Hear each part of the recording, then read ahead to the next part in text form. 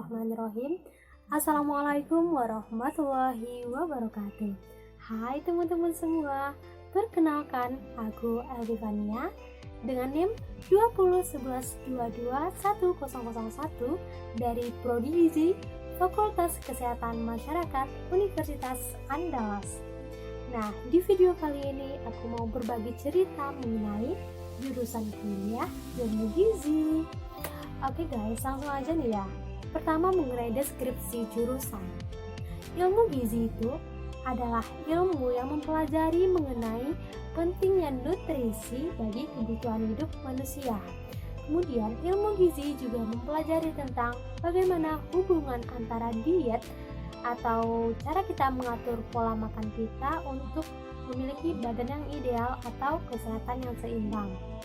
Tak lupa juga ilmu gizi ini juga membahas mengenai bagaimana kandungan atau kadar nutrisi mengenai suatu asupan ataupun bahan makanan yang nantinya dicerna oleh tubuh manusia. Tapi gak hanya mengenai masalah kesehatan juga teman-teman. Di ilmu gizi itu pada semester awal kita juga mempelajari masalah-masalah umum ataupun pembelajaran umum seperti matematika, bahasa Indonesia, bahasa Inggris, pengantar ilmu komunikasi, dasar manajemen, kehumasan, dan mata kuliah umum lainnya.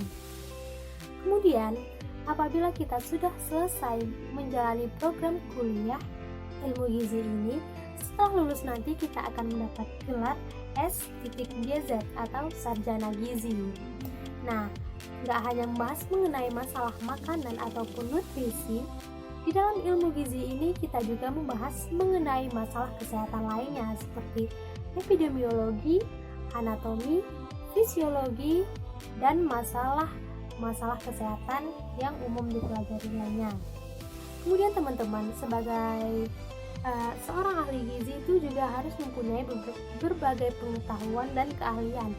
Yang pertama itu, ahli gizi harus mempunyai kemampuan berkomunikasi yang baik. Yang kedua, kemampuan meneliti. Yang ketiga, kemampuan melakukan analisis. Kemudian, kemampuan untuk berpikir secara rasional dan terstruktur.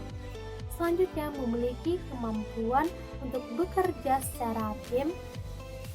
Dan yang terakhir itu, kemampuan untuk interpersonal serta problem solving. Nah, jadi ada 7 kemampuan ataupun pengetahuan yang harus dimiliki oleh seorang lulusan ahli gizi. Nah, mungkin teman-teman bertanya, setelah lulus dari jurusan kuliah ilmu gizi nanti bisa kerja di mana aja sih? Nah, lulusan ahli gizi ini bisa bekerja di banyak tempat, tidak hanya di rumah sakit, tapi juga bisa bekerja di suatu perusahaan sebagai staf penjamin mutu industri makanan dan minuman. Selanjutnya, seorang ahli gizi ini bisa juga sebagai perencana menu dan gizi di pusat pelayanan masyarakat. Prospek kerja berikutnya, seorang ahli gizi ini bisa bekerja sebagai peneliti di lembaga penelitian gizi masyarakat. Kemudian sebagai akademisi gizi, pengusaha, ahli diet, sebagai chef juga bisa, kemudian sebagai wirausaha. Nah, jadi sangat berbanyak ya mengenai prospek kerja lulusan ahli gizi. Nah, kemudian kenapa sih kita harus memilih ahli gizi ini sebagai jurusan kuliah? Yang pertama itu, pemerintah sangat banyak menyediakan lowongan pekerjaan mengenai ahli gizi. Misalnya itu di rumah sakit, kemudian di puskesmas, serta pusat pelayanan kesehatan masyarakat lainnya. Yang kedua itu, nggak hanya bekerja di pusat layanan kesehatan masyarakat, ahli gizi juga memiliki peluang kerja sebagai wirausaha ataupun pengusaha makanan yang tentunya juga mengutamakan masalah kesehatan ataupun masalah nutrisi pada suatu makanan.